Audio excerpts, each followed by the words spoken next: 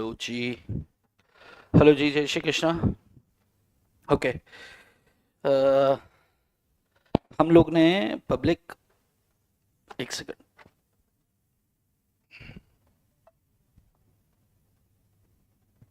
एक second start करते हैं। कहाँ गया भाई?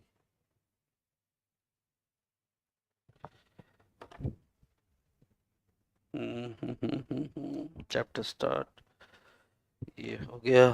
बैठ जाते हैं। ओके, चलो।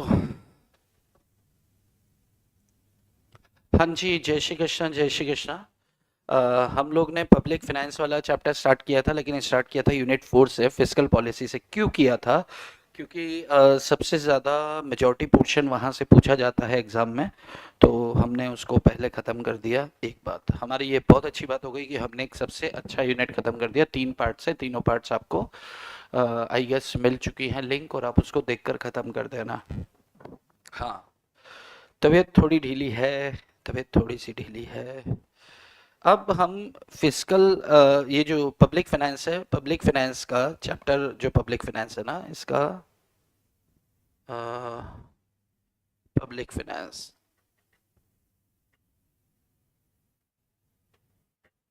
ये जो पब्लिक फाइनेंस है, पब्लिक फाइनेंस का यूनिट 1 जो है, यूनिट 1 के ऊपर अपन थोड़ा सा प्रकाश डाल रहे हैं। 2 टुकड़ों में इसको खत्म करेंगे। एक टुकड़ा मैं आपको अभी दे दूंगा, एक टुकड़ा आपको या तो लेट नाइट या फिर कल मैं आपको एक लिंक दे दूंगा। लिंक आप देख लेना, कोशिश करेंगे कल में खत्म करने की। ठीक है? एक मिनट, कल मैं पूरा चैप्टर 7 खत्म करने की कोशिश करेंगे, तो आई जस्ट वांट कि संडे को आप फ्री हो जाओ। हाँ, एक इंडियन इकोनॉमी है। इंडियन इकोनॉमी के बारे में मैं आपको पहले भी बोल चुका हूँ कि वो सिर्फ और सिर्फ हिस्ट्री है, और वो सिर्फ याद करने वाला पोर्शन है।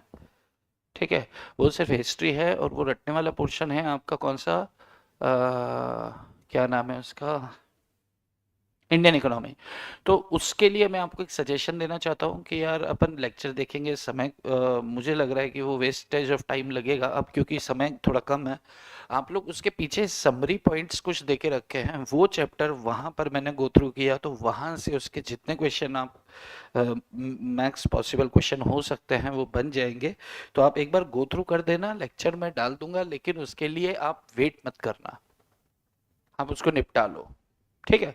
सेल्फ एक्सप्लेनेटरी है, बहुत इजी है, और बिल्कुल बेसिक थ्योरी है कि इंडियन, मतलब 1947 में क्या था, एग्रीकल्चर था, फिर एग्रीकल्चर से इंडस्ट्री में आए, क्या नहीं आए, एग्रीकल्चर से थोड़ा सा ग्रोथ किया, ग्रोथ करके थोड़ा सा इंडस्ट्रियलाइजेशन हुआ, लेकिन फिर वापस से एग्रीकल्चर पर बेस हो गया।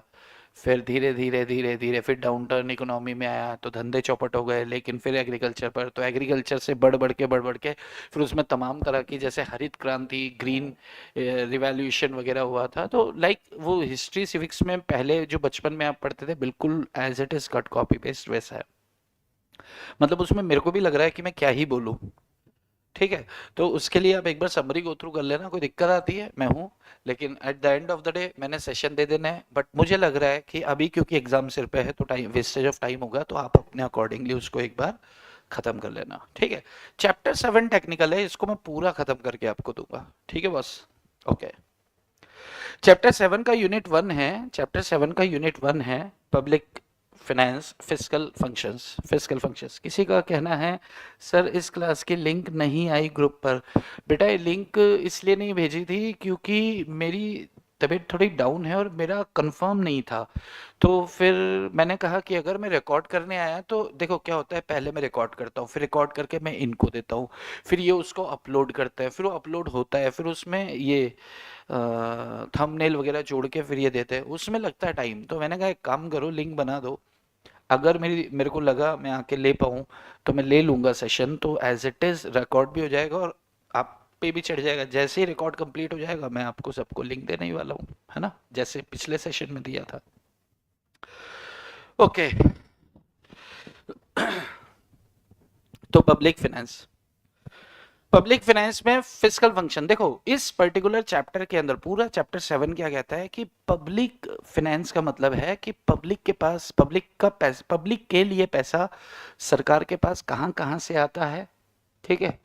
और सरकार उसको कहाँ कहाँ पे खर्च करती है, और वो खर्चे करने के लिए और पैसों को बचाने के लिए या बजट बनाने के लिए सरकार किस तरह की फिस्कल पॉलिसीज ड्रॉ करती है, वो ड्रॉ अपन ने देख लिया था। बजट बनाने के लिए सरकार के पास सोर्सेस, सरकार, अच्छा प्रैक्टिकली सोचो, सरकार बजट बनाने पे जाएगी तो सरकार सबसे पहले क्या देखेगी? सरकार सबसे पहले यही देखेगी ना कि यार हमारे पास सोर्सेस ऑफ इनकम क्या है, यानी कि tax tax tax tax tax tax tax अलावा टैक्स के सबसे बड़ी रकम तो सरकार के पास टैक्स से ही आती है। ठीक है, उसके बाद फिर खर्चे कहाँ करने? खर्चे तमाम जगह करने हैं। सरकारी हॉस्पिटल बनाने हैं, सरकारी एजुकेशन यानी कि स्कूल्स, गवर्नमेंट स्कूल्स बनाने हैं, तीसरी चीज रोड्स बनाने हैं, ब्रिजेस बनाने हैं, हाईवेज डेवलप करने हैं, रेल सुविधा आपको देनी है।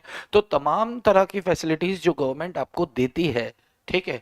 अच्छा, उसके बाद बहुत सारे ऐसे बेरोजगार है, उनको फोकट में पैसा देना है कि यार चलो रोटी खा लो, या तो पैसे दे देंगे या इन काइंड मतलब राशन मिलता है ना, राइट।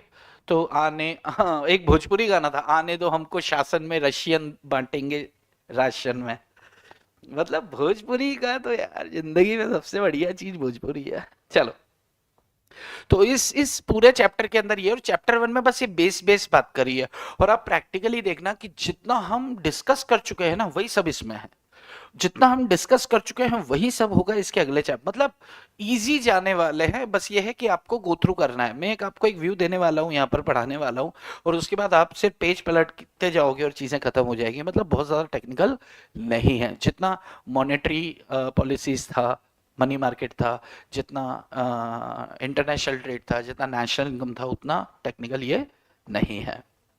चलो, the primary goal of state is to promote the general welfare of the society. भाई प्राइमरी वेलफेयर, प्राइमरी गोल क्या है स्टेट का? मतलब यहाँ पे गवर्नमेंट का है कि गवर्नमेंट का प्राइमरी गोल क्या होता है? किसी भी देश की सरकार का सबसे प्राथमिक उद्देश्य होता है कि यार हमारे जो यहाँ पर लोग रह रहे हैं उनके वेलफेयर के लिए हम काम करें।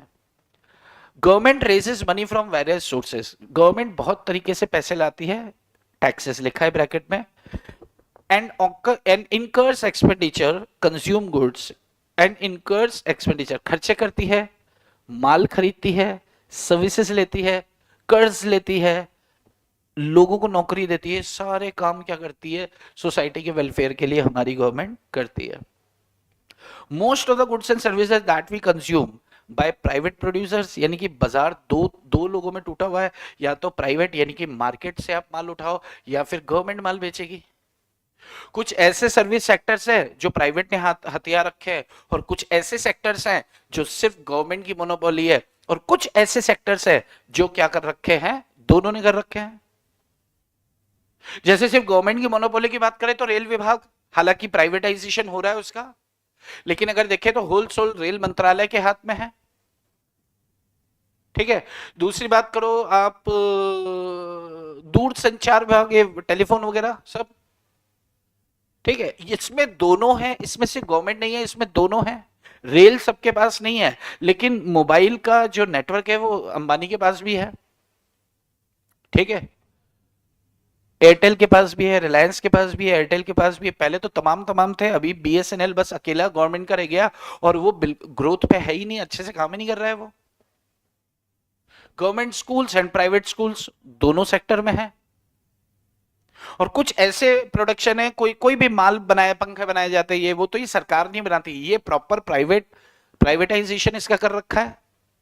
ठीक है, तो ये दोनों, या तो प्राइवेट प्रोड्यूसर्स होंगे किसी मार्केट के अंदर सिर्फ, या सिर्फ गवर्नमेंट प्रोड्यूसर होंगे, गवर्नमेंट इंटरवेंशन वो रहेगी, और या फिर क्या होगा कि तीनों मतलब दोनों होंगे, कॉम्बिनेशन ऑफ बोथ। ठीक है, अब जब प्राइवेटाइजेशन कुछ ऐसे माल है जो प्राइवेट सेक्टर्स ही बनाने वाले हैं, तो सरकार उन्हें खुला हाथ नहीं देती है, सरकार उसमें भी गवर्नमेंट इंटरवेंशन लगा देती है, यानी कि कानून बना देती है कि भैया इन कानून के दायरे में रहकर आपको काम करना है, नहीं तो आप गंद फैला दोगे। Right. 3 main government goals of macro के 3 मुख्य प्रमुख उद्देश्य क्या है, लक्ष्य क्या है? मैक्रो इकोनॉमिक्स के प्रमुख 3 लक्ष्य क्या है? सबसे पहला ग्रोथ, दूसरा रोजगार, सबसे पहला ग्रोथ, दूसरा रोजगार हर बंदे के पास हो, और तीसरा प्राइस जो लेवल्स हैं वो स्टेबिलिटी पर है, स्टेबलाइजेशन ऑफ प्राइसिंग लेवल। मतलब अगर प्राइस बहुत ज्यादा बढ़ रहा है, इसका मतलब इन्फ्लेशन बहुत ज्यादा हो रहा है।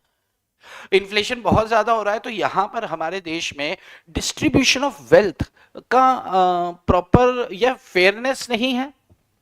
किसी के पास बहुत ही ज्यादा पैसा है तो किसी के पास बहुत ही कम पैसा है।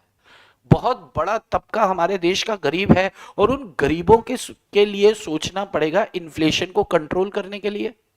तो उसके लिए गवर्नमेंट क्या क्या फिस्कल पॉलिसीज, मैंने एक बार पहले भी बताया कि ये प्राइस लेवल को स्टेबल करने के लिए, प्राइस को नीचे लाने के लिए गवर्नमेंट तमाम तरह की फिस्कल पॉलिसीज अपनाती है।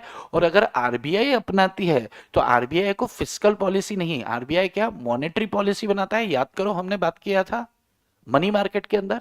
तो यहां पर वो बातें हैं, वापस से वही सारी बातें दोहराएंगे हम, कुछ है ही नहीं इसमें। Role of government in an ecosystem, ecosystem के अंदर गवर्नमेंट का क्या रोल है ये अपन ने बता ही दिया कि भाई मॉडर्न इकोनॉमी के अंदर इकोसिस्टम तीन तरह से हैं। पहला मार्केट प्राइवेट सेक्टर है, दूसरा गवर्नमेंट है और तीसरा कॉम्बिनेशन ऑफ बोथ, दोनों है। ठीक है, कुछ केसेस में प्राइवेट सेक्टर ही चलाएंगे, कुछ केसेस में गवर्नमेंट सेक्टर ही चलाएंगे, कुछ केसेस में दोनों चलाएंगे। और अगर दोनों नहीं चलाएंगे तो प्राइवेटाइजेशन क्या करेगा, लूट के खा जाएगा। आप प्रैक्टिकली सोचो, अगर गवर्नमेंट स्कूल्स ना हो तो प्राइवेट स्कूल्स तो बहुत ज्यादा महंगे पड़ जाएंगे हम लोग को,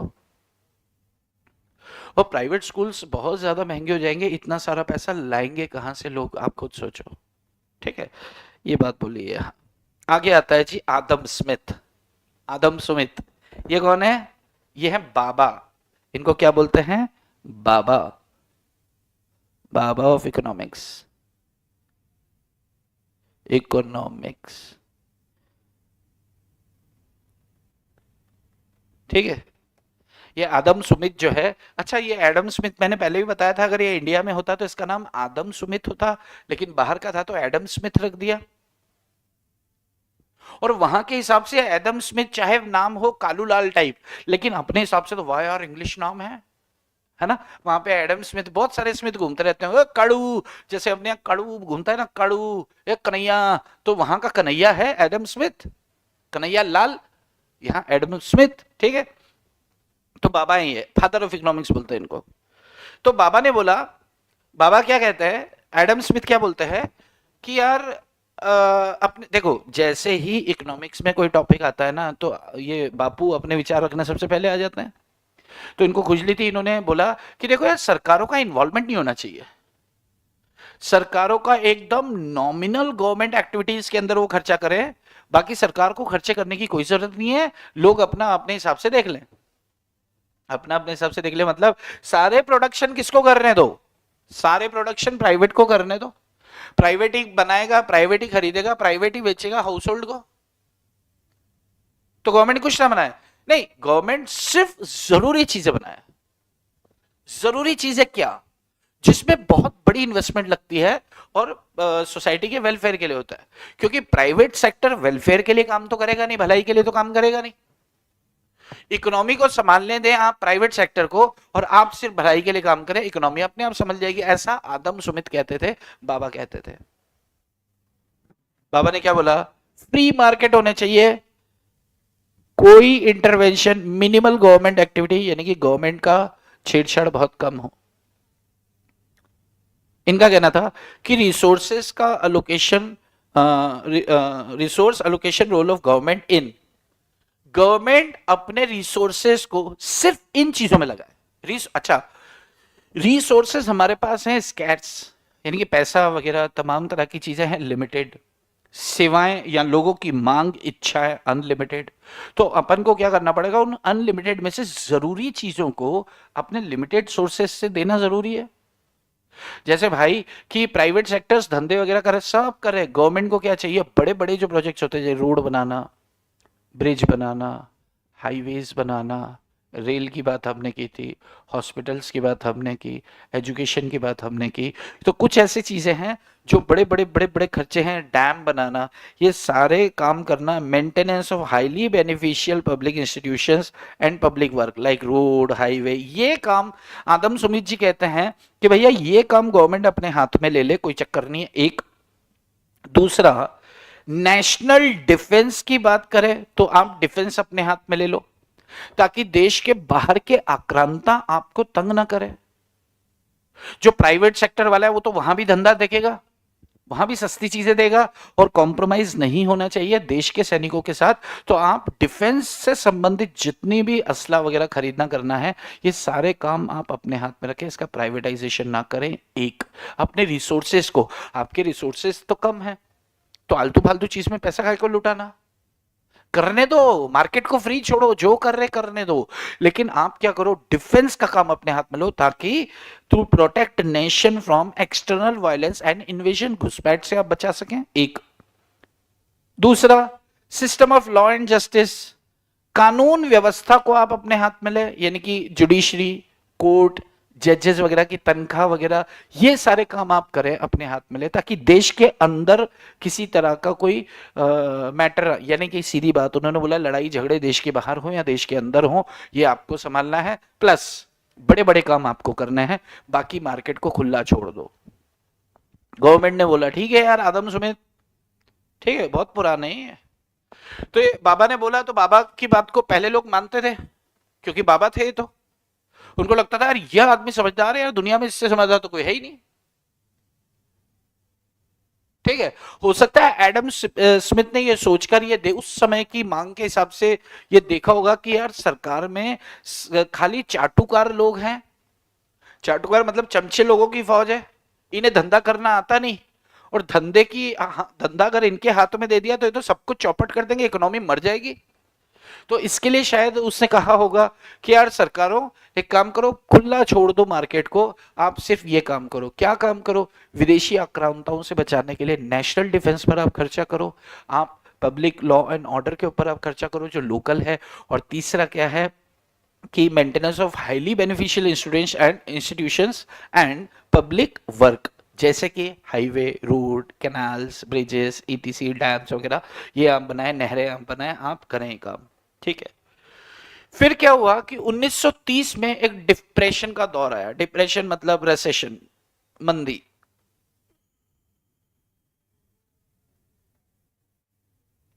एक रेसेशन का दौर आया, और उस रेसेशन के दौर ने क्या किया कि बुरी तरह से हालत खराब कर दी किसकी? कंट्री की। ना सिर्फ एक कंट्री की, सभी कंट्रीज की। क्योंकि जब मार्केट गिरा, नुकसान हुआ, रेसेशन। अच्छा, कभी रेसेशन होता है तो हमने क्या डिस्कस किया था कि सरकार पैसा बाजार में फेंकती है, सरकार बेरोजगारी भत्ता देती है, तो सरकार अपने लेवल पे क्या करती है कि जैसे तैसे इसको खत्म करने की कोशिश करती है। क्यों? क्योंकि सरकार को कहीं ना कहीं अंदर से एक अटैचमेंट है पब्लिक से, कि पब्लिक वेलफेयर में पब्लिक मर जाएगी। लेकिन क्या कोई प्राइवेट सेक्टर सोचेगा? नहीं, उसको कुछ लेना देना नहीं है, पब्लिक मरे भरे कुछ हो, उसको अपना प्रॉफिट कमाना था। अभी मंदी का दौर चल रहा है, उसने अगर 4 लोग को काम से निकाल दिया तो निकाल दिया, बात खत्म। तो कभी भी रिसेशन से निकल ही नहीं पाते, तो गवर्नमेंट को इंटरवीन करना पड़ा। फ्री मार्केट्स चलते थे, लेकिन गवर्नमेंट को इंटरवीन करना पड़ा, और गवर्नमेंट के इंटरवेंशन से एक चीज इन लोगों ने समझ ली कि government are expected to play, government से एक्सपेक्ट किया जाता है कि आप इकोनॉमी के अंदर मेजर रोल अदा करें in case of this kind of situations. तो डिप्रेशन का दौर था, रेसेशन का दौर था, और डिफ्लेशन का दौर था, तो ये मंदी का समय था, स्लो डाउन, डाउन टर्न, तमाम तरह के नाम है यार इसके। तो ये बीमारी से बचने के लिए सरकार की तरफ सबने मुंह उठाया और बोला कि नहीं नहीं नहीं, प्राइवेट प्राइवेट नहीं, सरकार आप ही देखो यार, ये तो खाली प्रॉफिट हंटर्स हैं सारे, ये प्रॉफिट हंटर है, शिकारी हैं, प्रॉफिट कमाते हैं और भाग जाते हैं, ऐसे मजा नहीं आ रहा जिंदगी में। ठीक है, तो महसूस हुई गवर्नमेंट इंटरवेंशन। फिर से सुनो, आदम स्मिथ ने, बाबा ने क्या बोला, मार्केट को फ्री छोड़ दो, गवर्नमेंट का कम से कम इन्वॉल्वमेंट होना चाहिए, लेकिन 1 2 3 काम कर लो। 1930 में एक झटका लगा तो समझ में आया कि यार मार्केट को फ्री छोड़ा, धंधा सब अच्छा चल रहा था, लेकिन जैसे ही इकोनॉमी डाउन टर्न गई ना, वहां समझ आया कि यार ये पॉलिसी तो नहीं चलेगी। सरकार से तो सब उम्मीदें करते हैं, राजा से तो सब उम्मीद करते ना कि राजा राजा भूखमरी है, मंदी है, संभालो। राजा ये थोड़ी बोल सकता है कि यार जाओ व्यापारियों से बात करो, नहीं नहीं, आपको ही संभालना है। तो फिर वापस से घूम कर सरकार के पास पिक्चर आई, और ये पिक्चर कौन लेकर आया? रिचर्ड मुस्ग्रेव। अच्छा, ये मुस्ग्रेव है इसका नाम। इसका इसका मुंह जो है वो सुग्रीव की तरह था, इसका मुंह जो था किसकी तरह था? सुग्रीव की तरह था, इसलिए इसको क्या बोल दिया, मुसग्रीव। ठीक है, रिचर्ड RM। तो रिचर्ड मुसग्रेव जी जो थे, उन्होंने कहा कि भाई साहब गवर्नमेंट का इंटरवेंशन तो होना ही चाहिए, और न सिर्फ थोड़ा बल्कि बहुत ज्यादा होना चाहिए। और कहाँ कहाँ पे गवर्नमेंट को देखना पड़ेगा, क्या क्या गवर्नमेंट के फंक्शंस होंगे इकोनॉमी को लेके, इकोनॉमी सिस्टम के अंदर, ताकि पब्लिक के साथ वो क्या करे, पब्लिक के वेलफेयर के लिए वो काम कर सके। तो उसने 3 फंक्शंस बताया। उसने क्या बताया, functions of government are to be separated into 3, namely resource allocation। Resource allocation का मतलब, अच्छा, ये 3 फंक्शंस अपन डिस्कस करेंगे ना आज। आज का डिस्कशन अपना मेजर, अरे बहुत बढ़िया, नहीं अभी और करने वाले, घबराना नहीं है। आज का मेजर डिस्कशन ये है, और यकीन मानो कि ये तीनों अपन ने पढ़े हुए हैं, पढ़ रखे हैं। ठीक है, और ये खत्म किया। 90% ऑफ पीछे के क्वेश्चन ये 3 टॉपिक्स में से ही है।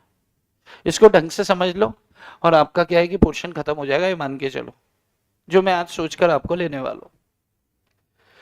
Resource allocation to ensure efficiency. Efficiency को एंश्योर करने के लिए रिसोर्सेस आपके पास कम है, तो उन रिसोर्सेस को कहां अलोकेट करें, उस पैसे का कहां इस्तेमाल करें और कहां नहीं। तो ये सरकार को समझना चाहिए, देखभाल कर समझना चाहिए। Number 2, income redistribution. Income redistribution कह रहा है टू गारंटी फेयरनेस। फेयरनेस की गारंटी क्या, कि अपन बोलते हैं ना, इनकम और वेल्थ का प्रॉपर डिस्ट्रीब्यूशन। ये वही पॉइंट है कि गरीब और गरीब होता जा रहा है और अमीर और अमीर होता जा रहा है, तो अमीरों की जेब से पैसा निकाल के गरीबों की जेब में कैसे पहुंचाना है, ये पॉइंट ये बोलता है। थर्ड पॉइंट कहता है स्टेबलाइजेशन, यानी कि प्राइस स्टेबिलिटी। थर्ड पॉइंट क्या बोलता है, स्टेबलाइजेशन का मतलब क्या है, प्राइस स्टेबिलिटी, यानी कि प्राइस बहुत ज्यादा ऊपर है तो उसको नीचे कैसे लाना है। अच्छा बताओ, प्राइस बहुत ज्यादा ऊपर है तो नीचे कैसे लाना है, हमने पढ़ा नहीं क्या, पढ़ा ना। अरे स्टेबलाइजेशन, एक मिनट, एक एक लाइन खत्म कर दूं मैं। Allocation and distribution of functions are primary. ये ध्यान से सुन लेना, ये लाइन मैंने यहां पर सिर्फ इसलिए लिखी है ताकि आप भी इसको लिखकर क्या करना कि समझ लेना कि ये 3 फंक्शंस हैं आपका, डिस्ट्रीब्यूशन, अलोकेशन और स्टेबलाइजेशन। पहले 2 फंक्शन आपके प्राइमरी फंक्शन है एमआई के, एमआई यानी कि माइक्रो इकोनॉमिक के, और price stabilization macro economic function में कवर होता है। अगर ऑब्जेक्टिव में आता है, ट्रू फॉल्स स्टेटमेंट में आता है, तो ध्यान रखना 2+1 पहले 2 और तीसरा वाला मैक्रो में आता है। पहले 2 माइक्रो में, तीसरा वाला मैक्रो में आता है। अच्छा, अपन उल्टा स्टार्ट करते हैं, स्टेबलाइजेशन से स्टार्ट करते हैं। प्राइस स्टेबिलिटी नहीं, चलो अपन अलोकेशन से ही स्टार्ट करते हैं यार। अलोकेशन मैं आपको लिखने के लिए एक बार लास्ट पे दूंगा, ठीक है ना। Allocation,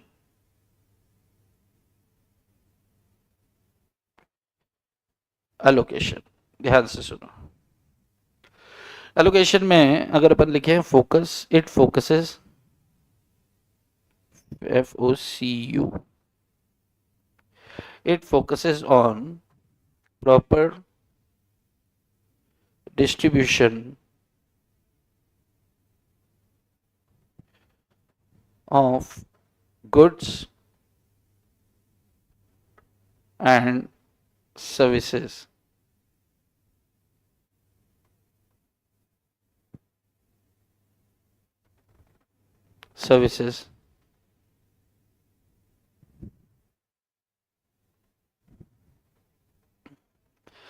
It focuses on proper distribution of goods and services या resources। पैसा कहाँ लगाना है यार, ये चीज देखो। अब अलोकेशन, आपके पास रिसोर्सेस सीमित है, मार्केट, आपके पास काम करने वाले कौन है, 2 लोग हैं। कौन कौन, या तो सरकार या प्राइवेट सेक्टर। पहला क्या है आपका, प्राइवेट सेक्टर। दूसरा क्या है आपका, पब्लिक सेक्टर।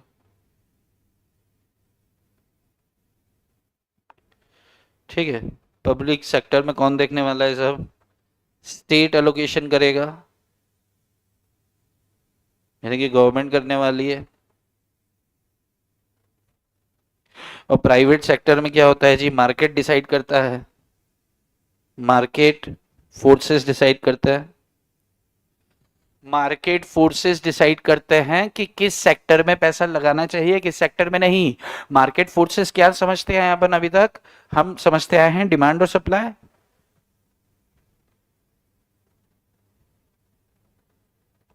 हम क्या समझते आए हैं, डिमांड और सप्लाई। अच्छा, जैसे कि एग्जांपल लेते हैं यार, अपन क्या करते हैं, एक एग्जांपल लेते हैं, ठीक है। आपके पास रिसोर्सेस क्या हैं, सीमित हैं। जैसे स्टील है, स्टील से आप क्या क्या कर सकते हो भाई साहब, आप कार बना सकते हो, कार में यूज होता है बहुत ज्यादा, हाउस होल्ड इक्विपमेंट्स में बहुत ज्यादा यूज होता है, ठीक है। पैसा मुनाफा ज्यादा किस में है, आपको कार में है। तो प्राइवेट सेक्टर क्या कर रहा है, अच्छा ये है आपका नेसेसरी, ये क्या लिख दिया मैंने, ये क्या हो गया आपका नेसेसरी। नेसेसरी मतलब प्रायोरिटी कह दो आप, प्रायोरिटी है। और ये क्या है, लग्जरी है। लग्जरी हो, प्रायोरिटी हो, आपको मजा किस में आ रहा है, आपको पैसा किस में बन रहा है, व्यापारी है आप, आपको पैसा इसमें बन रहा है। तो आप क्या कर रहे हो, मोर एलोकेशन इन कार्स। तो इसे क्या बोल देंगे यार, मिस एलोकेशन ऑफ फंड्स।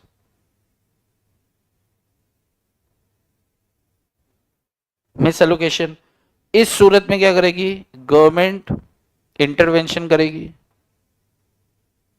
सरकार आ जाएगी, ओए एक लिमिट से ज्यादा इनको स्टील कार बनाने के लिए मत दो, रॉ मटेरियल की सप्लाई पर गवर्नमेंट एक प्रतिबंध लगा देगी। तो ये लोग भी बड़े होशियार हैं, ये क्या करेंगे, जैसे ए लिमिटेड है और बोला कि भाई तुम 10 कार बना सकते हो, तो उसने ए लिमिटेड ने क्या किया, कंपनी और बनाई, बी लिमिटेड 10 वो बना रहे हैं, सी बनाई 10 वो बना रहे हैं, बना के इसको दे देते हैं और ब्रांडिंग ये करके अपनी बेच देती है। तो बुद्धू बनाने के लिए तो दुनिया बहुत खूबसूरत है, हमारे कानून भी, ठीक है। गवर्नमेंट इंटरवीन करेगी, सरकार जब इसके ऊपर हस्तक्षेप करेगी तो फिर क्या होगा। अच्छा, अगर सरकार हस्तक्षेप नहीं करती, इफ नॉट इंटरफेयर, अगर सरकार हस्तक्षेप नहीं करती तो क्या होने वाला है, तो मोनोपोली मार्केट बन जाएगा।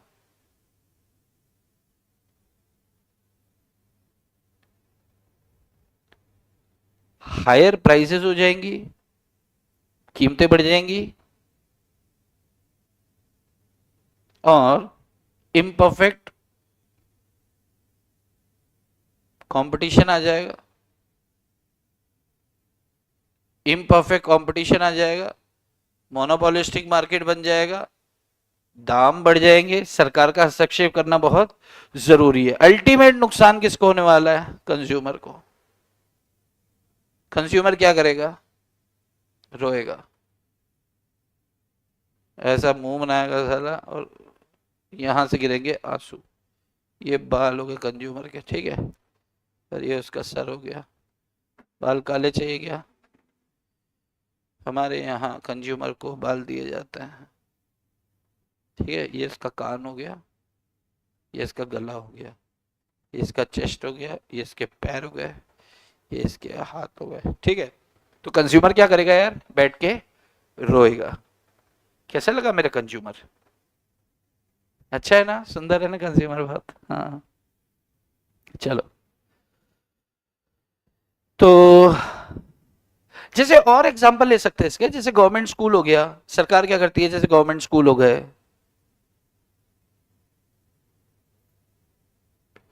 या फिर गवर्नमेंट हॉस्पिटल हो गए,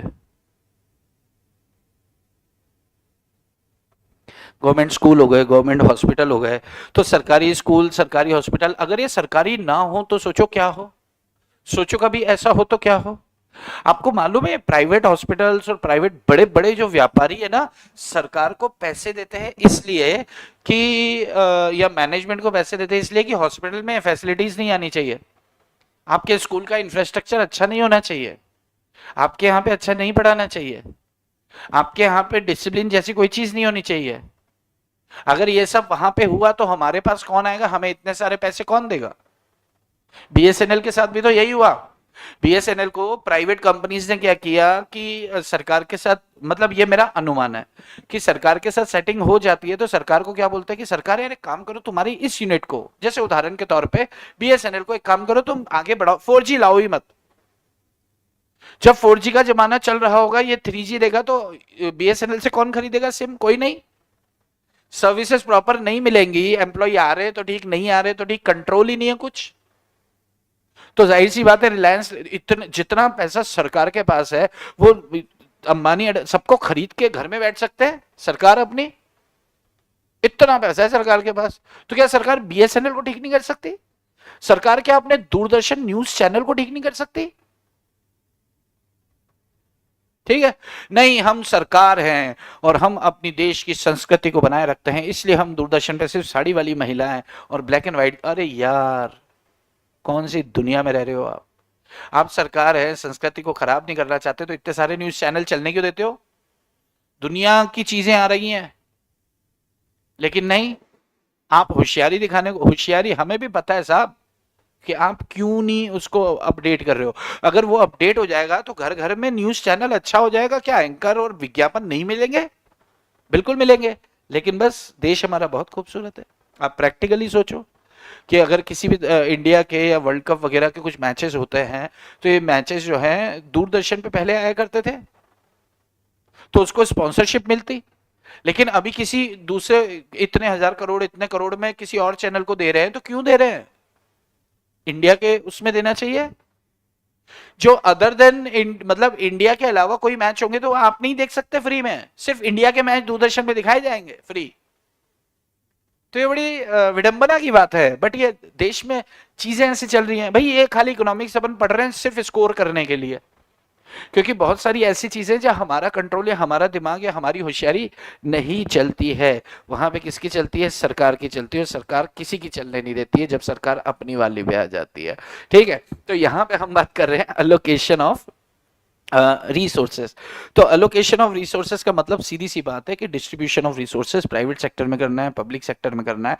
और अगर प्राइवेट सेक्टर गलत जगह रिसोर्स, देखो प्राइवेट सेक्टर ने क्या किया कि गुड्स दो तरह के पकड़ लो आप, मेरिट गुड्स और डीमेरिट गुड्स। आगे वैसे नेक्स्ट चैप्टर में पढ़ेंगे इसके बारे में डिटेल में कि गुड्स आपके क्या हैं, मेरिट गुड्स हैं और डीमेरिट गुड्स हैं।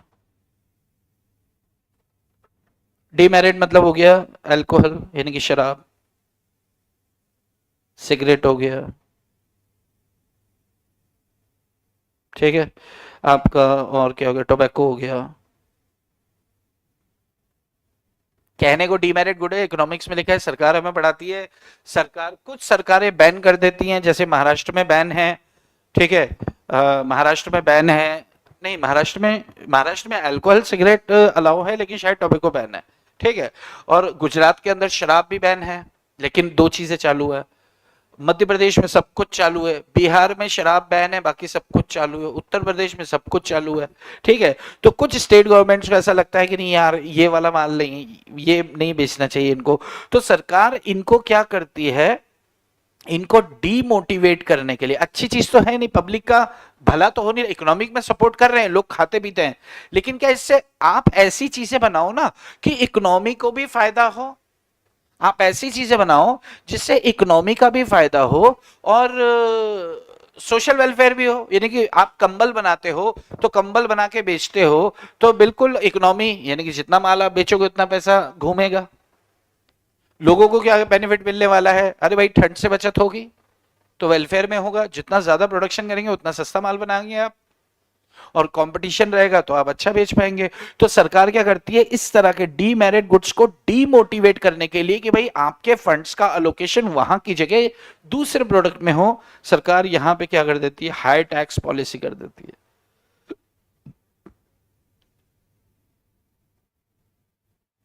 ठीक है ना, मेरिट मतलब विच आर नॉट डीमेरिट्स। खाने पीने की चीजें बना रहे हो या फिर आप स्कूल्स बना रहे हो या फिर हॉस्पिटल बना रहे हो प्राइवेट, ये सारी चीजें मेरिट गुड्स में आ जाती हैं, ठीक है।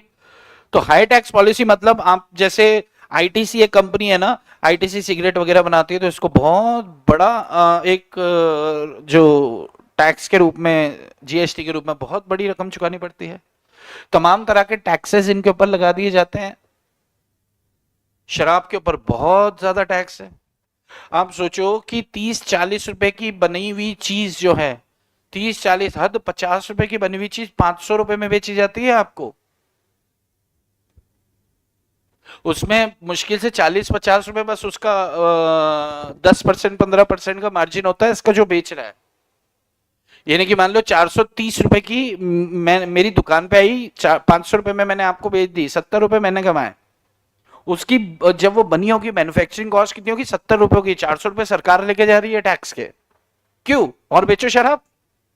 अपन कहते हैं 400 देंगे टैक्स के तुम्हें, बट बेचेंगे शराब ही। तो कुछ लोग ऐसा बिजनेस कर रहे हैं। कुछ लोग को समझ में आता है कि यार इतना सारा पैसा लगा के और मैं सिर्फ 10% कमा रहा हूं, इतना ही पैसा लगा के सरकार मुझे बोल रही है कि तू वो एरिया में चला जा जिस एरिया के अंदर मान लो बहुत ज्यादा मंदी की मार है या गरीबों का भीड़ है, वहां जाके काम कर, लोगों को काम दे और तेरे को हम टैक्स से भी छूट देंगे। भाई दारू का धंधा छोड़ दे तो डीमेरिट से मेरिट पे और अच्छी जगह जाके काम कर, किसी का विकास होगा, लोगों को रोजगार मिलेगा, तेरा धंधा होगा, तेरे से 1 रुपया टैक्स नहीं लेंगे आने वाले 10 साल तक। जा, यानी कि 100% टैक्स बेनिफिट दे रहे हैं 10 साल तक। क्यों ना जाएगा बंदा? अगर मान लो मैं 1 करोड़ रुपए साल का कमाता हूं तो 30 लाख रुपए सरकार छीन के ले जाती है। अगर अब मैं 1 करोड़ रुपए कमाता हूं और सरकार मुझसे 1 रुपया भी नहीं लेती है, तो क्यों ना मैं उस एरिया में जाकर काम करूं। पर सर वो इकोनॉमिक ग्रोथ का पॉइंट है ना, ये सारे क्या इकोनॉमिक ग्रोथ का पॉइंट है? मैं समझा नहीं आपका डाउट का पार्ट है ना? हाँ, तो इकोनॉमिक ग्रोथ का पार्ट है। तो चलो, ओके।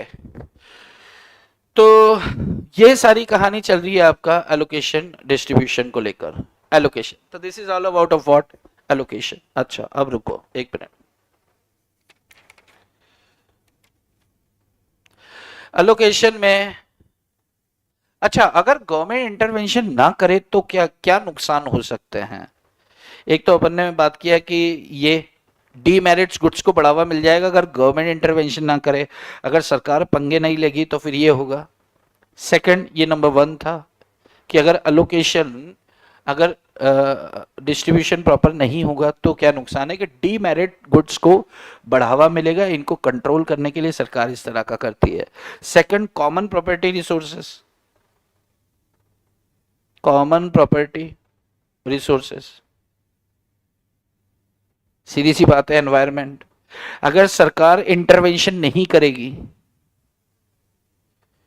अगर सरकार इंटरवेंशन यानी कि हस्तक्षेप नहीं करेगी, तंग नहीं करेगी, तो आप क्या करोगे? एनवायरनमेंट को दूषित कर दोगे। एनवायरनमेंट दूषित होगा, इसका मतलब क्या? एक्सटर्नैलिटीज आ जाएगा। यानी कि क्या दुष्प्रभाव होने वाले हैं इसके? पोल्यूशन। सरकार अगर डंडा मार के आपसे पॉल्यूशन कंट्रोल इक्विपमेंट, जैसे आपने क्या किया, आप फैक्ट्री बनाई है आपने, आप प्रोडक्शन कर रहे हो, प्रोडक्शन करते तो आपने देखा होगा ना कि ऊपर लंबी लंबी सी चिमनी निकली रहती हैं। तो वो जो लंबी लंबी सी चिमनी होती है, और मान लो आप टायर का मैन्युफैक्चर कर रहे हो तो टायर बनाते समय बहुत सारा धुआं आप छोड़ रहे हो। अच्छा, आप बहुत सारा धुआं छोड़ रहे हो तो पूरा एनवायरमेंट आप खराब कर रहे हो। अगर सरकार का कंट्रोल ना हो तो आप धुआं छोड़ते रहोगे, लेकिन सरकार डंडा लेके पहुंच जाएगी, आपके ऊपर पेनल्टियां लगाएगी और क्या बोलेगी कि चिमनी के ऊपर पॉल्यूशन कंट्रोल इक्विपमेंट लगा जो ये हवा को फ्रेश करके ऊपर भेजेगा और बाकी सारा कचरा को वहीं जाम कर देगा, ताकि जहर तो ना फैले एनवायरमेंट के अंदर। अब मान लो उस इक्विपमेंट की कॉस्ट है 2 लाख रुपए, तो आपको लगाना ही है। अगर वो इक्विपमेंट नहीं लगाओगे आपको फैक्ट्री का बिल ही पास नहीं होगा, आप काम ही नहीं कर सकते स्टार्ट। तो सरकार का इंटरवेंशन इसलिए होता है ताकि पब्लिक को परेशान ना किया जाए। यह भी देखा जाता है कि फैक्टर इमोबिलिटी, इमोबिलिटी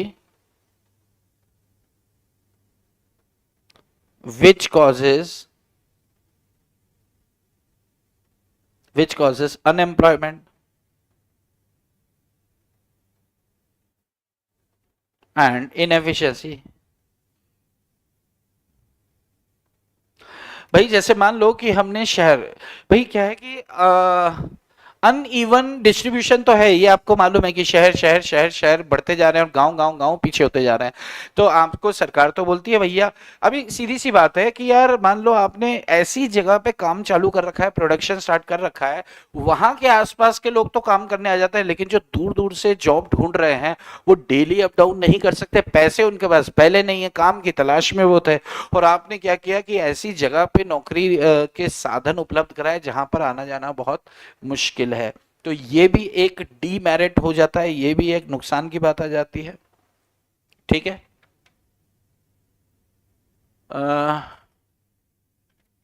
नेक्स्ट है इनकम्प्लीट मार्केट होते हैं।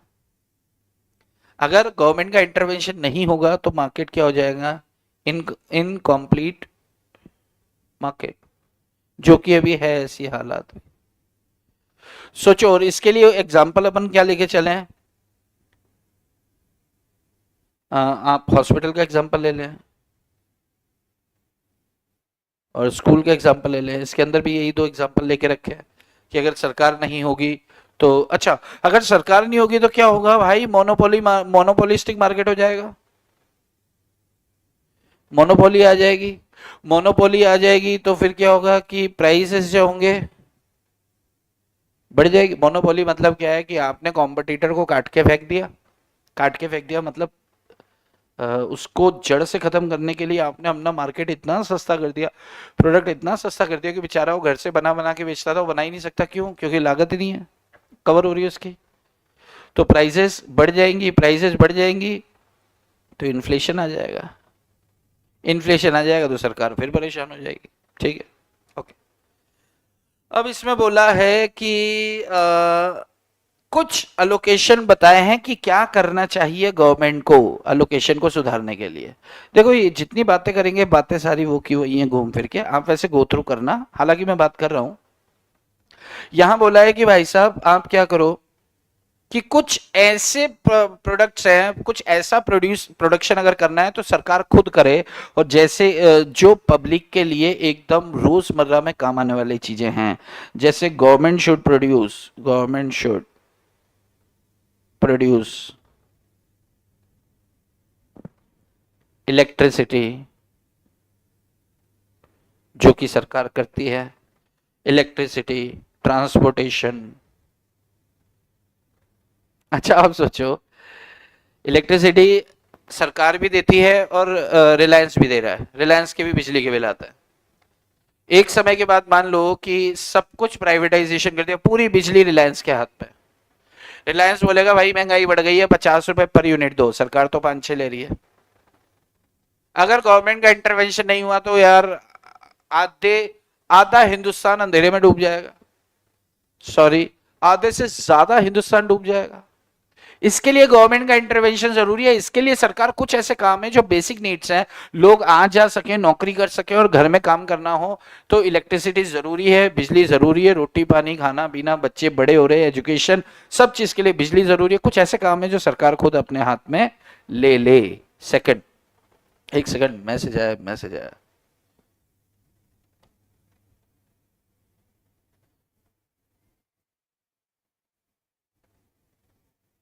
कर रहा हूं, 7 चैप्टर बहुत लंबा है। Okay okay okay okay okay, ठीक है, एक ये हो गया। दूसरा क्या है कि कंपटीशन पॉलिसीज गवर्नमेंट लेकर आए, पॉलिसीज लेकर आए, मर्जर पॉलिसीज लेकर आए। गवर्नमेंट को चाहिए तमाम तरह की, अच्छा इसके लिए सरकार ने क्या किया, कंपटीशन एक्ट ही बना रखा है, कंपटीशन एक्ट बना रखा है। टेंशन की बात नहीं, चिंता की बात नहीं है।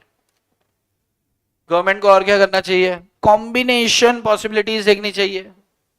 कॉम्बिनेशन पॉसिबल रेमेडीज का मतलब क्या है कि यार सरकार और प्राइवेट मार्केट जो है दोनों मिलकर कोशिश करें कि कैसे इस समस्या से समस्या को सुलझाया जा सकता है। सीधी सी बात है, गवर्नमेंट जो प्रोडक्ट चाहती है, जिस एरिया में चाहती है, सरकार को सीधा क्या करना चाहिए, वहां पर इस चीज का प्रोडक्शन करो, हम आपको देंगे सब्सिडी, हम आपको देंगे इंसेंटिव्स, अरे सर मिलेगा क्या? अरे टैक्स से छूट मिलेगी। और क्या? अरे जमीन मिलेगी, जमीन मतलब लैंड मिलेगी। तो लैंड तो सर हमें लीज पे कहीं भी मिल जाएगी, हमारे पास सस्ती मिलेगी। मार्केट भाव क्या है पूछ के आओ कि सर 1,000 रुपए प्रति स्क्वायर मीटर, ठीक है, हम तुमको 1 रुपए प्रति स्क्वायर मीटर में सरकारी जमीन दे देंगे। बोलो, है ना सस्ता सौदा? हम तुम्हें दुनिया की फैसिलिटी देंगे, वहां जाके काम करो। और ये बंदा वहां जाके काम करेगा ना, सरकार को सिर्फ पैसे के बेनिफिट के पीछे मत चलिए, आप इतने लोगों को रोजगार देगा ना, तो वो पैसा बाजार में आएगा ना, तो सरकार उतना पैसा इनडायरेक्टली प्राइवेट सेक्टर से लगवा दे रही है बाजार में। सरकार बड़ी चालाक है। तो इस तरीके से क्या होता है कि भाई आप ये कर लेते हो, क्या कर लेते हो? अलोकेशन। तो this is all about of what? Allocation. Allocation मैं आपको लिखने को दूंगा, लेकिन एकदम लास्ट में पूरी पूरी स्क्रीन पे दे दूंगा, थोड़ा सा डिस्कशन और कर लेते हैं, राइट? ओके, सेकंड फंक्शन ले लेते हैं अपन, स्टेबलाइजेशन फंक्शन। स्टेबलाइजेशन देखना 2 मिनट में खत्म होगा, क्यों? मुझे सिर्फ आपसे पूछना है ना, है ना, है ना, और आप हाँ बोल देना बस, ठीक है? सेकंड है आपका स्टेबलाइजेशन फंक्शन।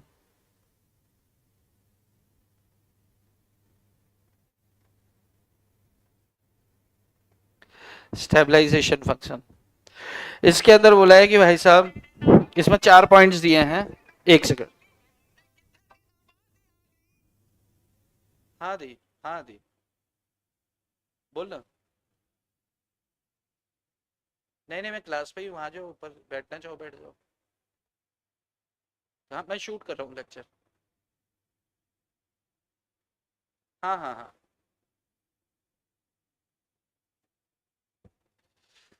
तो स्टेबिलिटी फंक्शन के अंदर इन्होंने 4 फंक्शन बता रखे हैं, 4 बातें बता रखी हैं।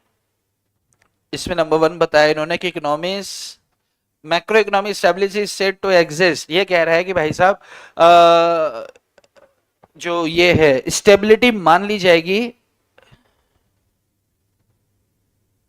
एग्जिस्ट होगी अगर, पॉइंट नंबर ए कह रहा है इकोनॉमी का आउटपुट मैच करता है प्रोडक्शन कैपेसिटी से। Economic output matches with production capacity. भाई प्रोडक्शन कैपेसिटी हमारी कितनी है? 10,000 यूनिट बनाने की है, और आउटपुट 10,000 हम दे रहे हैं, ठीक है, बराबर?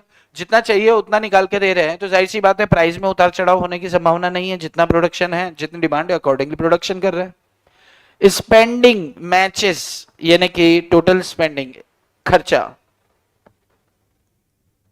Total spending matches with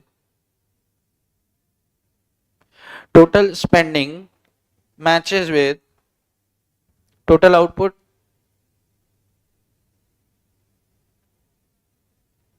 Number C, labor resources are fully employed.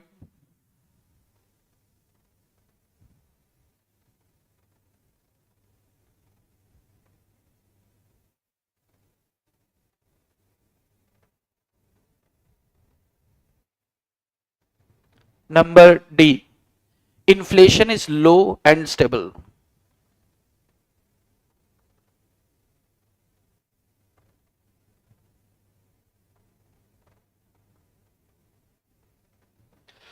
देखो ये 4 पॉइंट्स क्या कह रहे हैं, स्टेबलाइजेशन फंक्शन क्या कह रहे हैं कि economic output matches with production capacity. जितनी प्रोडक्शन कैपेसिटी है उतना आउटपुट है, बहुत अच्छी बात है। जितना खर्चा कर रहे हैं उसके सामने वो मैच कर रहा है टोटल आउटपुट से। तीसरा, लेबर रिसोर्सेज जो है सबको नौकरी है, तो प्राइस बराबर है। और inflation is low and stable. Inflation मतलब महंगाई बहुत कम है, और प्राइस स्तर जो है वो फैल नहीं रहा है, भाग नहीं रहा है, ठीक है ना? ये चारों चीजें जनरली होती नहीं है, लेकिन स्टेबल कब मानी जाती है? जब ये होता है तब ये माना जाता है। अब प्राइस को स्टेबल करने के लिए क्या किया जाता है, ठीक है? तो इसमें अब 2 लोग काम करते हैं, मैं आपको बोला था ना, आपको सारी चीजें ऐसा लगेगा जैसे किया हुआ है सारा। गवर्नमेंट गवर्नमेंट और सेंट्रल बैंक,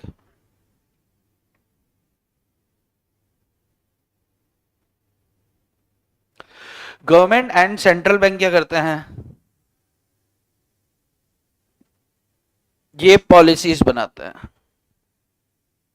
गवर्नमेंट क्या पॉलिसी बनाएंगे, फिस्कल पॉलिसी, जो हम खत्म कर चुके हैं। और सेंट्रल बैंक का मतलब यहां पर क्या है, reserve bank of India. RBI क्या बनाने वाली है यहां पर, कौन सी policy, monetary policy.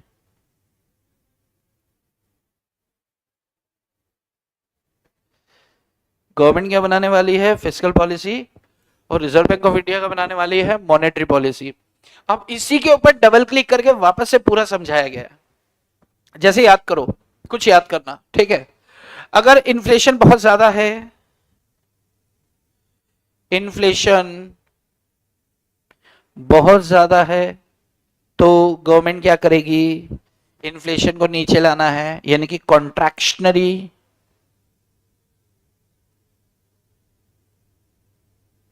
Fiscal policy लेकर चलेगी। गवर्नमेंट क्या कर सकती है, कॉन्ट्रैक्शनरी फिस्कल पॉलिसी कर देगी, यानी कि इसमें क्या करती है सरकार, डिक्रीज करेगी गवर्नमेंट एक्सपेंडिचर को,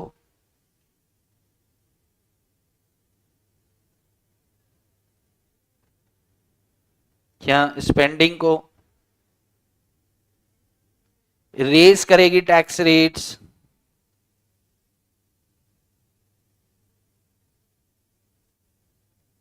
ठीक है। और अगर मान लो कि इन्फ्लेशन नहीं है, इन्फ्लेशन नहीं है, क्या है, डिफ्लेशन है, यानी कि रेसेशन या डिप्रेशन। डिप्रेशन मतलब मंदी का दौर है, मंदी के दौर में क्या करेगी सरकार, सरकार बोलेगी मस्त हो जाओ, बहुत सारा पैसा देने वाली है सरकार, एक्सपांशनरी फिस्कल पॉलिसी। इसके लिए सरकार क्या करेगी, इंक्रीज करेगी स्पेंडिंग, और टैक्स रेट बहुत कम कर देगी, आपकी जेब में पैसा छोड़ देगी ताकि आप क्या कर सको, मजे ले सको। जैसे आज बारिश आ रही है, आपके पास पैसे नहीं है, तो सरकार क्या करेगी, टैक्स 2 रुपए ले लेगी, 30 रुपए लेती थी, अभी 2 रुपए ले लेगी। मजा आना चाहिए बारिश में। अच्छा प्रैक्टिकली सोचो कि जैसे अभी मंदी का दौर चल रहा है, मंदी का दौर चल रहा है, मंदी समझते हो क्या होता है मंदी, लोगों के पास पैसा ही नहीं है। अब लोगों के पास पैसा ही नहीं है तो सरकार क्या करेगी, सरकार पैसा बाजार में फेंकेगी। अच्छा लोगों के पास पैसा नहीं है तो उससे क्या होगा, लोग माल नहीं खरीदेंगे, माल नहीं खरीदेंगे मतलब डिमांड गिरने वाली है, डिमांड गिरने वाली, जब डिमांड गिरती जाएगी तो प्रोडक्शन बंद हो जाएगा पीछे से, डिमांड नहीं होगा तो सप्लाई होगी क्या, नहीं, तो पीछे से प्रोडक्शन बंद हो जाएगा। प्रोडक्शन अगर पीछे से बंद हो जाएगा तो हमारी जीडीपी गिरेगी, जीडीपी गिरेगी तो फिर बेइज्जती होगी देश की, लोग मार्केट पे आ जाएंगे। तो सरकार क्या चाहती है कि यार लोगों की जेब में हम कैसे तो पैसा डाल दें, जब पैसा जेब में आएगा तो पैसा जेब में आते ही उछलता है कि यार खर्च कैसे करें, खुजली होती है बंदे को। तो सरकार, अगर आपकी आमदनी 10,000 रुपए है और सरकार 40% टैक्स, सरकार कितना लेती है, मान लो 30% टैक्स लेती है, 30 तो डायरेक्ट इनकम टैक्स ले लेती है, और 18 रुपए आप बाजार में कुछ भी खरीदने जाओगे तो 18 रुपए वो भी ले लेती है, जीएसटी, यानी कि 48% टैक्स ले रही है सरकार हमसे। तो 10,000 की इनकम में 5,000 तो सरकार ही ले गई, अब खर्चा कहां करें, पहले तो हम करते थे, लेकिन अभी मंदी का दौर है, पैसे भी नहीं है, तो सरकार क्या करेगी, आपकी टैक्स रेट लगा देगी 5% की, इस साल 5 रुपए ही टैक्स दो बस, जीएसटी माफ। तो 1 साल तक अगर माफ किया तो आपकी जेब में सरकार ने कितना पैसा छोड़ दिया, 9,500 रुपए। अब हर बंदे के पास 4,500 रुपए एक्स्ट्रा छोड़ दिए ताकि तुम खर्च कर पाओ।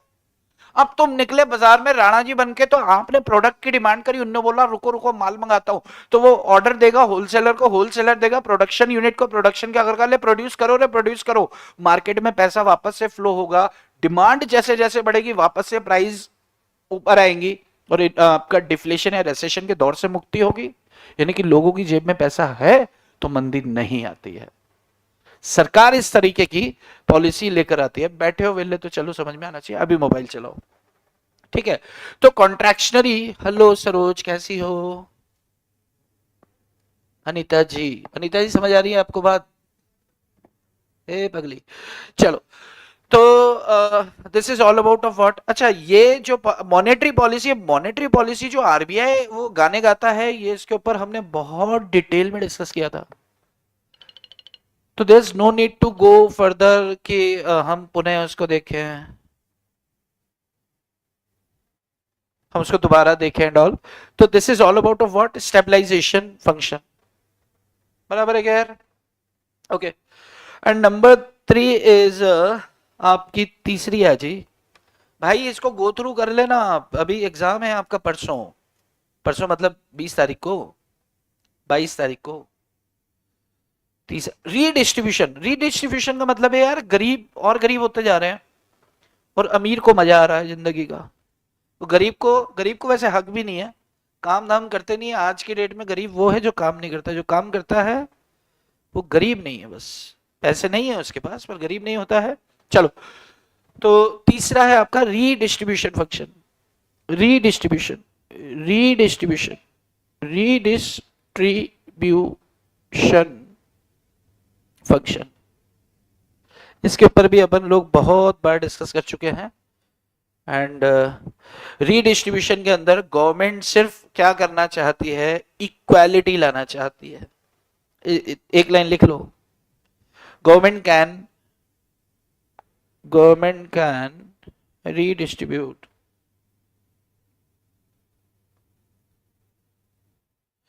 government can redistribute income and wealth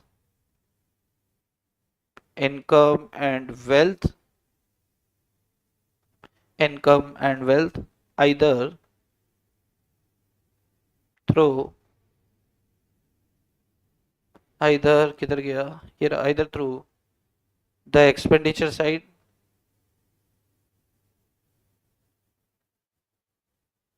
or through the revenue side of budget, through the revenue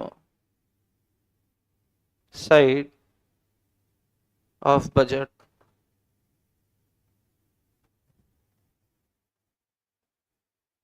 देखो, एक्सपेंडिचर साइड की बात करें तो एक्सपेंडिचर साइड में क्या आता है, गवर्नमेंट क्या करती है कि तमाम तरह की फ्री सेवाएं देती है, एजुकेशन आपको दे रही है, हॉस्पिटल फैसिलिटीज दे रही है, हाउसिंग, फूड, ये वो।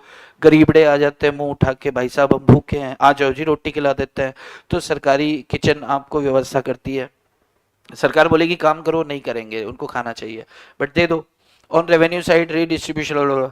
उसके बाद इफेक्टिव डिमांड, चलो ये बाकी बकवास है। दो बातें हैं, इनकम साइड, इनकम साइड की बात करें तो यार, इनकम साइड की बात करें तो टैक्सेशन पॉलिसीज, टैक्सेशन पॉलिसीज के अंदर सरकार क्या दिमाग लगाती है, देखो टैक्सेशन पॉलिसीज के अंदर सरकार क्या दिमाग लगाती है कि पैसों वालों से ज्यादा टैक्स ले लो, tax from, more tax from big ones. अभी जैसे मेरी इनकम है 3.5 लाख रुपए साल, 4 लाख रुपए साल, तो 3-4 लाख रुपए पर मैं क्या करने वाला हूं, टैक्स नहीं दूंगा। सरकार कहती है जा जी ले अपनी जिंदगी, सारा पैसा तेरी जेब में रख, तेरे से हम डायरेक्ट टैक्स नहीं लेंगे, 5 लाख रुपए तक फ्री है। लेकिन अगर मेरी इनकम 10 लाख है तो सरकार 30% का टैक्स यानी कि 3 लाख बोलेगी मेरे को दो, जो भी कैलकुलेशन होगा, अपन एक फिक्स रेट ले रहे हैं। लेकिन 5 लाख तक एग्जम्पशन लिमिट है। सरकार ये क्या कर रही है, सरकार कह रही है कि अमीरों से पैसा लेकर और गरीबों के लिए हम खर्च कर देते हैं। एक दूसरी बात, सरकार क्या करेगी, बेरोजगारी की समस्या को समाप्त करे। अगर सरकार इनको नौकरी दे देती है, लोगों के पास पैसा आएगा, तो लोगों को पैसा आने के बाद क्या आती है, खुजली होती है। तो पैसे लेके बाजार में निकलेंगे, ज्यादा पैसा आ गया तो पब में जाएंगे, एंजॉय करेंगे। लेकिन वहां भी बहुत सारे लोग काम कर रहे हैं, बहुत सारे लोगों का घर चलाते हैं। तो अगर बंदा पब में जाता है तो वो जीडीपी में योगदान कर रहा है। अरे भाई, कर रहा है कि नहीं कर रहा है? खर्चा कर रहा है। तो ऐसे करना चाहिए जिनके पास ज्यादा पैसे हों। तो एक टैक्सेशन पॉलिसीज हो गई, सरकार क्या करती है, ठोक के पैसा लेती है उनसे और सब्सिडी देती है गरीबों को। दूसरा ये प्रोग्रेसिव टैक्सेशन हो गया, सब्सिडाइज ये वो सब हो गया।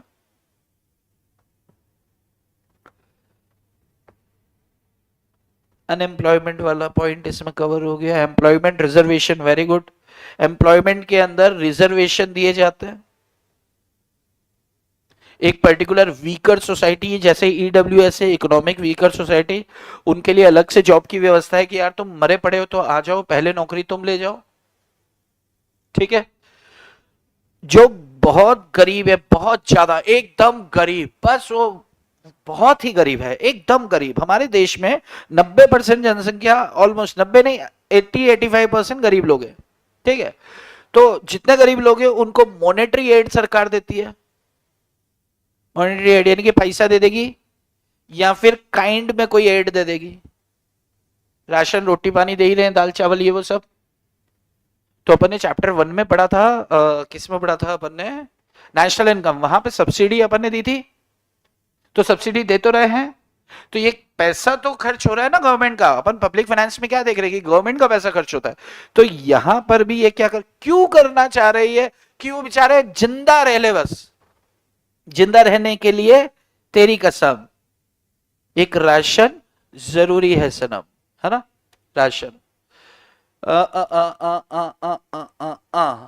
Almost it is over. Health care, employment benefits, बहुत सारे। देखो क्या होता है कि कोई कुछ कॉर्पोरेट्स को ये क्या करती है सरकार, उनसे कहती है कि आप CSR फॉलो करो। CSR क्या होता है? Corporate social responsibility. कॉर्पोरेट से ये कहा जाता है कि भैया आपको सिर्फ प्रॉफिट हंटर्स या प्रॉफिट शूटर्स नहीं होना चाहिए, आपको समाज के लिए भी कुछ करना चाहिए। तो कॉर्पोरेट्स का ये कहना है कि हम समाज के लिए इतना करते तो हैं, हमने जो प्रोडक्शन किया वो प्रोडक्ट अगर हम नहीं बनाते तो आपको देश के बाहर से इंपोर्ट करना होता, इंपोर्ट करते महंगा पड़ता, हम यही बनाकर सस्ते में बेच रहे हैं, तो समाज के लिए तो कर रहे हैं। सरकार बोलेगी होशियारी मत दिखाओ। इसी समाज में रहकर तुमने शेयर्स इशू किए, समाज के लोगों ने आपको पैसा दिया, तब जाके आप प्रोडक्शन कर पाए। हर महीने सैलरी दे पा रहे हो, रॉ मटेरियल खरीद पा रहे हो, तो कौन लाकर दे रहा है तुमको दुनियादारी के सामान? पैसे कहां से आ रहे हैं? पब्लिक से आपने सारा पैसा उठाया। तो आपको पब्लिक के लिए कुछ तो करना पड़ेगा रिटर्न में। तो ये बोल रहे हैं कि सर हम डायरेक्टली नहीं, डायरेक्टली इनडायरेक्टली कुछ नहीं, सीधा आपका प्रॉफिट कितना है कि सर हमारा 2000 करोड़, 2% पैसे लाओ और सरकार समाज के लिए करो। यानी कि कंपलसरी कर दिया कि कंपनी जो ह्यूज प्रॉफिट्स कमाती हैं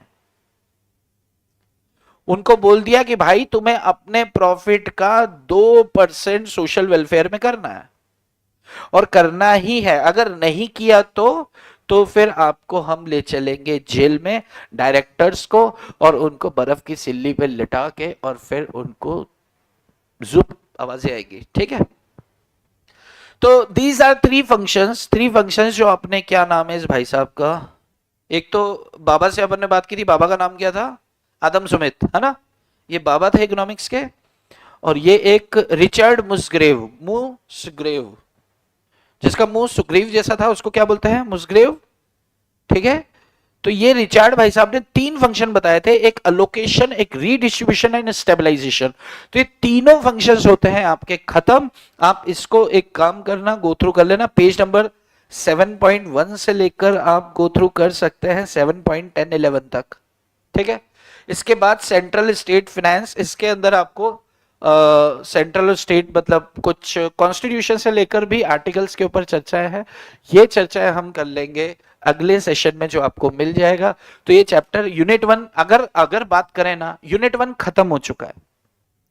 अगर बात करें यूनिट 1 खत्म हो चुका है, उसके अंदर सेम रिपीटेटिव बातें ही हैं सेंट्रल स्टेट फाइनेंस में, इसलिए मैं उसको ले नहीं रहा हूं अभी। जबरदस्ती सेशन का वो समय बढ़ेगा और आपको लगेगा कि यार इतना बड़ा है, देखा जाए चैप्टर खत्म हो गया। 95% ऑफ क्वेश्चंस इसी पर बेस्ड हैं, आप इसको सॉर्ट आउट कर सकते हो, सॉल्व कर सकते हो, आप निपटा लो इनको, ठीक है। हालांकि मैं वो टुकड़ा डाल दूंगा। इसके बाद हम सेकंड और third, I guess I wish कि कल में मैं आपको दे दूंगा। थोड़ा सा आपको मेहनत करनी पड़ेगी, साथ साथ खत्म कर दो, कल कल का दिन दे दो यार, है ना। और इंडियन इकोनॉमिक्स के लिए मैंने आपको बता दिया है कि कैसे उसको आपको देखना है, तैयारी करनी है, ठीक है बॉस। तो आज के लिए अच्छा, मैं आपको वो दे दूं बड़ा कर करके ना, एक सेकंड रुको, मैं आपको देता हूँ। टाइम क्या हो गया, टाइम, चलो ठीक है। तो आप इसको लेक्चर को थोड़ा पीछे जाकर अगर पॉज भी कर पाएंगे तो भी ठीक रहेगा। क्या फोटो क्लिक करना चाहते हो तो मैं दे दूं आपको, या फिर आप इसको बैक करके थोड़ा बैक किया क्लिक किया, थोड़ा बैक किया क्लिक किया, ऐसे भी कर सकते हैं। अरे बहुत ज्यादा तो है ही नहीं यार, है ना, बहुत ज्यादा है ही नहीं। अरे बाप रे, चलो ठीक है, कल के सेशन में मैं इसको आपको नोट करवा दूंगा पूरा, ठीक है बॉस। चलो, तो आज के लिए इतना ही, आपकी शाम खूबसूरत हो, बाकी चर्चा करेंगे हम कल, ठीक है। कल के सेशन में आपको मिल जाएगा ऑलमोस्ट कि हम खत्म कर देंगे। चलो bye bye bye bye bye bye, love you, bye bye bye bye, get well soon, take care, thank you so much Anita ji, thank you so much, चलो बाय।